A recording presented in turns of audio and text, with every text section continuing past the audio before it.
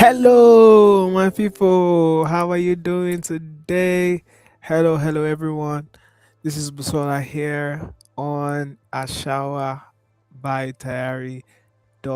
Live. Thank you so much for joining again this stream. Here at Tayari.live, on Ashawa rather, we focus on language and heritage preservations, conversations around, things that help you to maintain and perpetuate your culture, transferring, um, ancestral transmission, culture, heritage, and all that, all those good stuff. Basically, we appreciate every single thing that the Western world is doing for the entire world generally, and we know that a lot of Africans are, staring in that direction to stay in that direction to make the best of themselves and none of that. But while we're doing this as well, too, it has also become very, very important that um, that the language, our language, our culture, our heritage is being preserved as we are moving about, doing the best that we can both for ourselves and our families. So today we're going to be talking about something quite a bit debatable, but I think to a large extent it's not a you know it's not really like a disadvantage, and we're going to be looking very systematically at this. So before we proceed, please kindly leave us a word in the comment section. Let me know exactly where you're tuning in from, where you're watching us from, what country are you watching from, what native languages do you yourself speak. So that housekeeping being done, let's jump into it. So today we're going to be looking at screen time and heritage language. Yes, I know there's been a lot of reduced child screen time, zero screen time, but you can't take away the fact that media has heavily contributed to how we learn, um, and the ease of learning. Not just how we learn, but the ease of learning. Take for an example some of the things that you have. I want to believe that for most of you that have not been to any traditional classroom in years, most of the ways that you learn the most is through screen.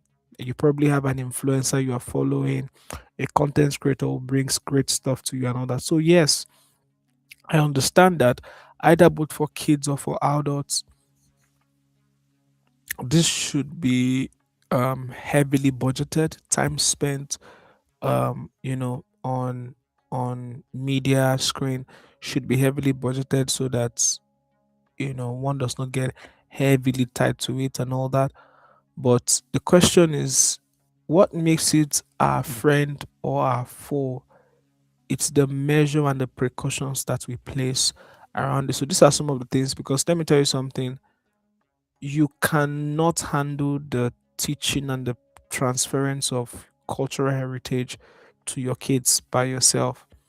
There has to be some other tools that you are using for the heavy lifting of of that transmission, either the community approach, including your family members. And honestly speaking, media is one of the tools. In one of our previous streams, we have mentioned that using visual infrastructures, remains one of the ways that you unburden yourself of that hard work, of the pressure of, ancestral transmission of culture and language and all that. And we talk about food. We talked about even the hairstyle that your child wears. We talked about books and all that, right? So media in in in in its parent form, because media spreads across every other thing, books, screen, pictures, every of those things, right?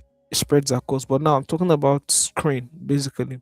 Talking about screen today, it has played a huge role in helping people to get up to speed with most of the things that they need to learn.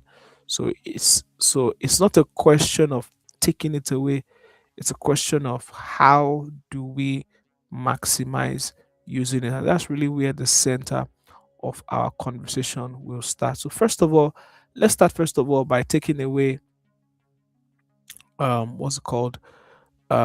Taking away this guilt of screen time, right? That all screen time, you know, um, every screen time is bad. So let me quickly read something that I have here with you. So you need to, as a parent, shift away from the guilt that all screen time is bad towards a curated, intentional language screen diet. Passive consumption of random algorithm at this point is what you will need to replace with structured heritage immersion, right? Structured heritage immersion. Not all screen time is bad. And I think everybody knows this, right? I know that where the hard work just really comes in is doing the hard work of actually narrowing down the contents that the child um consumes. What really makes screen time really really bad is not having control of the resources that are being consumed. Now, if of course I know there is the part of the lights, how that creates some neural pathway. Yes, it's true, and I don't downplay those things as just because of what I want to project here and all that. It's very true, right? But let's just speak to the issue of the content right now, the concern of the content. So, what really screen time problem comes up when the content that is being consumed is not curated, it's left to the random algorithm. So, you see that I have here that not all screen time is equal. Random autoplay, infinite scrolling, and empty filter media hinders deep learning, right? But intentional immersion, quality media drives vocabulary acquisition, purposeful curation connects children to their cultural roots. So the action step is set up dedicated heritage profiles on all family devices. So this is really the way that you can make the best. So the first thing is get that thing away, right? That I mean, all screen time is bad. That is definitely not true. I've said it time when we started this stream that most right now, I mean, if digital learning is not even something that it's also a skill, honestly, that everyone should learn digital learning because it has proven that the human interfacing with a teacher in a classroom setting will not do all the job for you. Right? And I think this has even existed and predated even this social media boom time and all that, because most of the people who do well even in their academic endeavors always have more screen time, go and do research, go to school, cyber cafes and all that. But that's not the the main convention today. It's just to let you know that there is a huge role that media plays. So you have to get away that binary thinking that all screen time is bad. All right. So um so yeah, now you have to come into this new understanding of media as a conversation starter. So why parents must remain active learners. So this is the second thing that I also want to bring to you, that um now that we have settled the fact that you have to take away that binary thinking, there's now the work where you have to be a co-viewing and active scaffolding person with your child, right? So media acts as a language catalyst, not a babysitter.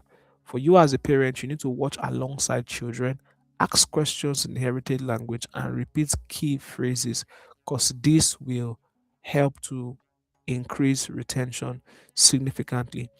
I know that for a lot of parents, there's this There's a lot to do. I can't sit down with my child. There's the dishes to wash, there's the food to cook, there's the work to meet up with. And particularly, I've, I've es- I'm of the opinion, but it's personal, that it's the mothers that, take this role heavily the most. This is not true in all many cases, in most cases, but I think in many cases is very true, right? Where the mother has a lot to do. But again, I've said that there is nothing that we do as parents to help our children, connect with their heritage that is too much. That time that you give to sit down with them on YouTube, and then, as you are watching, you pause, ask them questions, or you also, play out the things that you have seen there. It really, really helps as well too. So the goal and the point is, you turn those digital words into real life conversions. Like I said, you can't do the work alone. You have to let media do the heavy lifting with you and for you. All right. So the other part is, which is really where the benefits of all of this come from, is you have to tame the feed, right? Protect your children from passive auto loops. That's really where the advantage, even for an adult, the benefit of media comes from being able to curate what you watch, be deliberate about exactly what you watch. Again, it is a tool, and it's a good tool. I don't think social media is bad. I don't think media is bad. I think it's a good tool. Personally, for me, I've done a transition in recent times from a career path to another career path, and it was entirely an online experience from start to finish. No physical classrooms. All of the sessions were virtual for like 15 months straight. No physical classes, because all of the content that we were consuming, I was consuming, was curated, deliberate, for the exact knowledge that I need, right? So you need to, I mean, play your part um, strong there. Protect the child from auto loops. Curate, purpose driven culture media, all right, cultural media, forgive me. So you create purpose driven cultural media. I mean, follow channels like this, follow channels like, we have the Swahili version of what I'm doing right now. There are other channels. At some point, I think I'll give some shout outs to most of them. Follow those channels, curate them deliberately so that the algorithm is already even used to, you're watching those things over and over again, and suggest more content when those people post um their content, right? So if your language has um cartoons, I doubt that they are for Yoruba currently. I'll find out and let us know at some point, but I doubt that there are some for Yoruba. But these are some of the things that we're also working on at Tayari.Live as well to bridge this gap heavily. So long and story short is, have a pre-curated playlist that's that focuses on exactly what you want your child to pull out from there, which is learning the language. All right. Um, yeah, I was saying that I know that we don't really have that what's it called? That um so much of African animation and all that. And I'm putting this out there because I don't know who will be watching this. It may be something that has been in your mind for a while. Again, I tired of love already working on something like this, but we know we need more of these things. It's not a heavy lifting that we can do alone, right? So we need African animation boom, highlighting rich native language media channels, African language YouTube channels, folk animation, native nursery rhymes that will be in native language.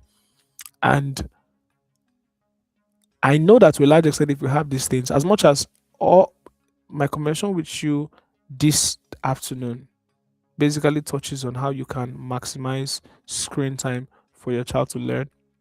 I'm hoping that creators outside there can also take an initiative in this direction, take an initiative in this direction, and also be of help in this direction. All right. So long and short is, as the boom of those things begin to rise, right?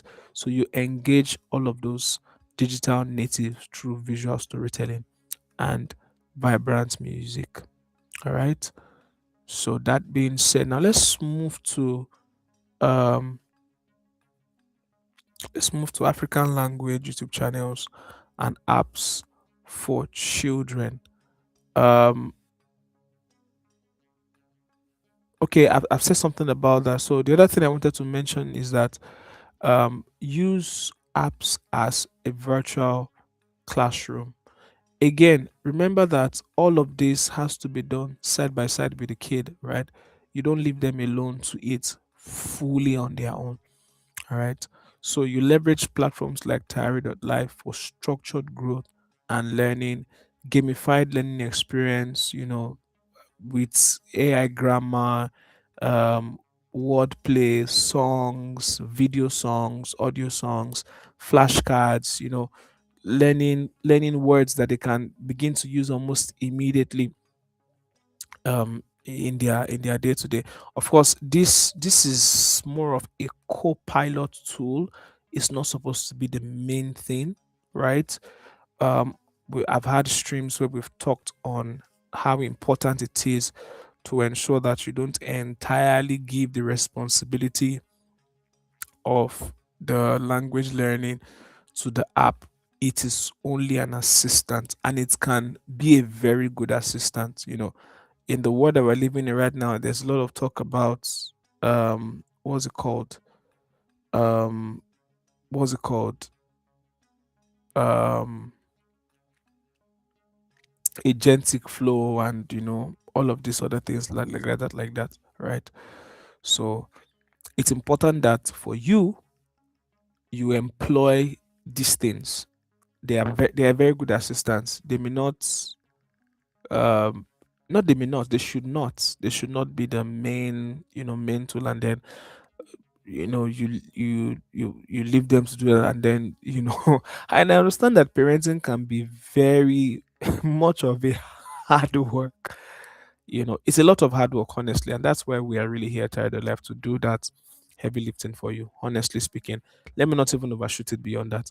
That's why we are here, to do that heavy lifting with you, although you still need to play your own role as the parent, right? So the next thing that I have here is preserve eyes, engaging ears. All right. Use podcast. I want to believe that there are things like that. So you use podcast, audiobooks, and music playlists, particularly music playlists. And each of these things should not just they should be routinal in the family. Make it a routine, right? Make it a routine while everyone is cooking, play the music, you're in the house. I know that the kids definitely will have things that they want to learn of their own. Now, some of these things work way better on toddlers and kids who don't have their own devices yet. That's the honest truth. All right. It's the energy. But of course the child's already a teenager, you may have to really rethink the approach of handling it with teenagers and all that. But for kids, still between maybe they are 1 and they're 9, between 1 and 9, because yeah, even at 1, yes, as long as they can watch Coco Melon, they can engage with Lives tools as well too, right? So when you're deliberately play, I mean, even if you want to, what's it called, you want to use you want to play more of music that um maybe that speaks to your religion, right? Because I would want to also be honest and touch base on that. Use more of music that uses your local language to project your religion. All right. Yes, so use more of that um music in that direction. They will not be entirely very interested. But again, I keep saying it that the extent of how valuable the child sees the language would be based on the effort. Now, when I say effort, I did not say force. Now, effort does not mean force, but based on the efforts that the children see, and then based off of the um, societal value that they perceive that the language also has, that in itself can also inform, okay, maybe I should pay attention to this and all of that. All right. So, but that's not the main conversation. So what you need to do is create music and then play those music in your car rides, in your playtime. Let it serve as a background, notch during meals and all that. That will really, really, really help a lot. Then of course, limits. I said it before that really what makes screen time bad is when that deliberate effort is not there at all. Of course, regarding time spent and then content consumed, those two things definitely have to be contained to ensure that you get the maximum from it. It's very enjoyable. Definitely, no kid would definitely want to. You will get that. What's the word now? That's um protesting. Yeah, they will protest. They will protest and tell you, "Oh wow, no, no, no." They want to keep watching and all that, but to a large extent, 20 minutes of every single day screen time is enough. Is enough. Except, I know that over the time that, um, you know, saying that using the cultural lessons and lesson system may feel a bit overwhelming for the child, but I think the the benefit of all this is to really find the balance as to where this plays its role, where this plays its role, and this plays its role, and then everything augments for each other. There is the part where, of course, you have to make um, your home definitely a speaking hub of the language, right? Deliberately speaking hub, where both parents, combine energy to ensure that it's a speaking hub for the language. There's that part. There is the music. There is every other thing. Man, I mean, it's also even a blessing if all of the social gatherings that you go for also do the same thing too. Now, this is not to take because definitely there are friends who speak English. Um, there are friends who speak English. They will be taught most of the courses or the subjects that they will learn in school would be taught in English. So there's a measure of sufficient resources in that area already. So I said that because I know when I said that most of the social gatherings you want to go for. No, that's not what I mean. Of course, you can still go to the ones that English is being spoken and all that. But more importantly is that that environment has to be created. So definitely the matter of then using screen for 20 minutes, 15 minutes in a day is an argument, and this argument is important. We don't want to leave um any tool that will make for growth on the table. We want to use every form, everyone, the conversational approach, the screen time, the books, the flashcards, every single thing, the social gatherings, the community as well, so that you're staying in and all that, right? So, but long and short is that build sustainable limits and stick to it. Do not let them use any form of protesting.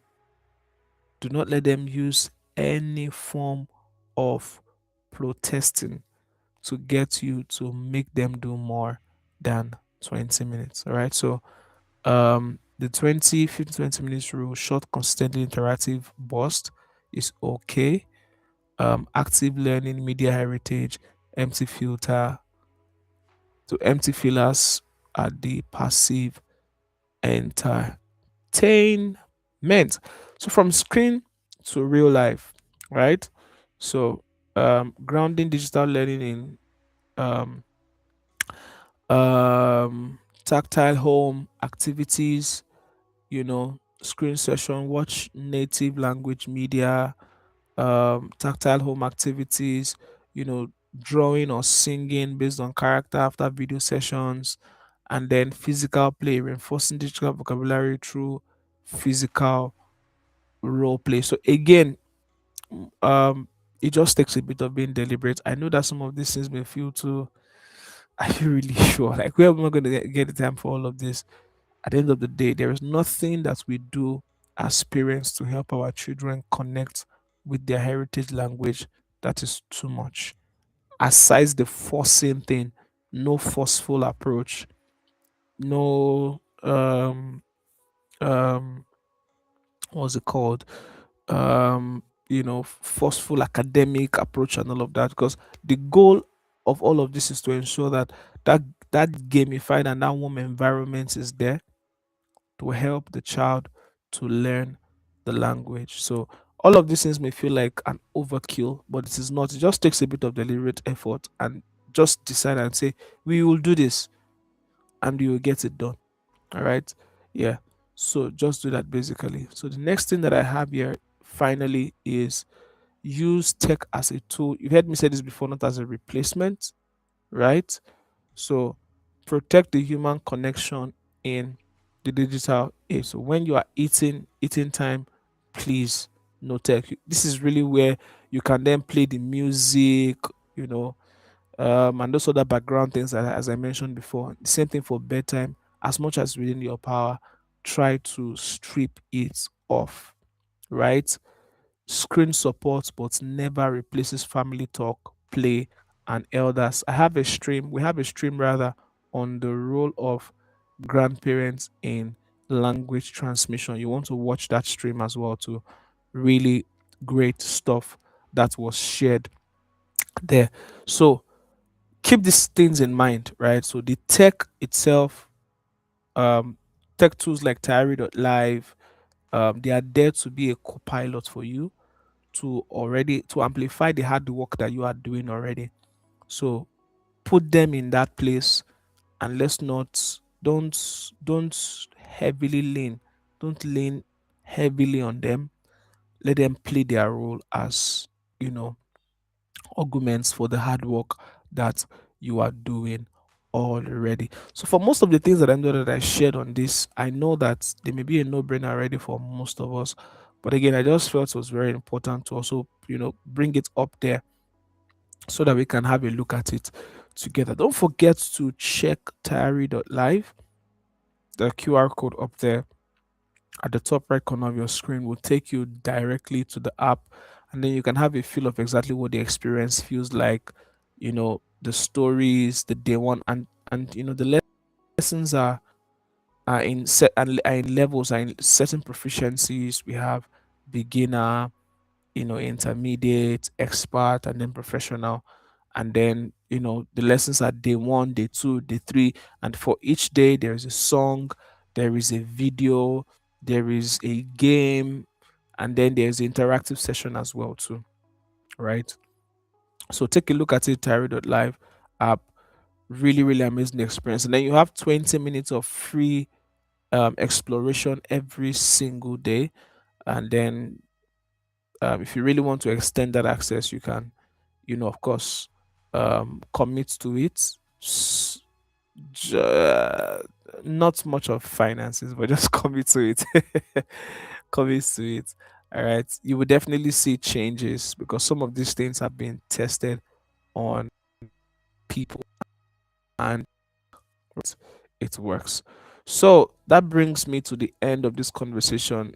So know that screen time is not a foe. You just need to be very deliberate about curating the experiences because of the language transmission you want to happen with your kids. And remember that the tech itself is your co-pilot. It doesn't replace the hard work that you are still doing. Kudos to every parent out there who is doing the work of ensuring that their kids know the language and there is preservation of the heritage and all of that. You know, much more wisdom is supplied to you to get that done. So that brings us to the end of this stream. Thank you so much for joining in again today. It's always an honor to do this, and I'll do this time and time and time and time and time and again, bringing you valuable content regarding culture, heritage, preservation, and the likes. Thank you so much again. My name is Busola Ogumbayo, and it's been an honor to do this with you. And I will see you definitely in the next stream. Don't forget, check Tayari.live app, experience it for yourself, check it out, give us feedback. Definitely, of course, the experience already in itself is already created right now to be amazing, but we definitely know that there may be more things that you're looking out for.